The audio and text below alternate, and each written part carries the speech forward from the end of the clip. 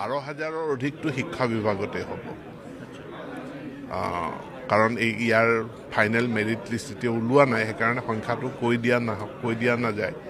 পুলিচৰ আছে আমাৰ আসাম ডাইৰেক্ট ৰিক্ৰুটমেণ্ট যিখিনি আছে গ্ৰেড 3 গ্ৰেড 4 সেই নিযুক্তিখিনি আছে আন বিভাগবিলাকৰ আছে সকলো মিলি 10 অক্টোবৰত এটা বৃহৎ নিযুক্তি হ'ব অধিক হ'ব মই একেবাৰে মিনিমামটো কৈছোঁ প্ৰাথমিক শিক্ষা উচ্চ শিক্ষা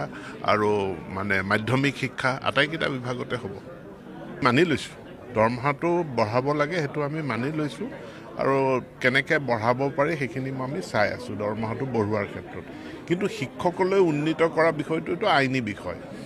ইয়াত সুপ্ৰিম কোৰ্টৰো আদেশ আছে নেশ্যনেল কাউন্সিল অফ টিচাৰ এডুকেশ্যনৰ ৰুলছ আছে শিক্ষাৰ অধিকাৰ আইনৰ গাইডলাইন আছে গতিকে professional qualification TET DLED BEd নোহোৱাকৈ আমি শিক্ষকলৈ আমি উন্নীত কৰিব নোৱাৰোঁ 10 অক্টোবৰত প্ৰায় 8-9 হাজাৰ শিক্ষকৰ নিযুক্তি হ'ব শিক্ষকৰ প্ৰতি বছৰে ৰিটায়াৰমেণ্টটো হয় গতিকে আমি নিযুক্তি দিয়াৰ চেষ্টা কৰোঁ কেতিয়াবা হাইকোৰ্টত কেছ আদিও থাকে তাৰ মাজতে মই ভাবোঁ যে পৰিৱেশ আগতকৈ ভাল আৰু ভাল কৰিব লাগিব আদৰ্শ LP নহয় হাইস্কুলে হ'ব LP আদৰ্শ কৰাৰ কথা আমি চিন্তা কৰা নাই কিন্তু হাইস্কুলবিলাক আমি হায়াৰ ছেকেণ্ডাৰী কৰিম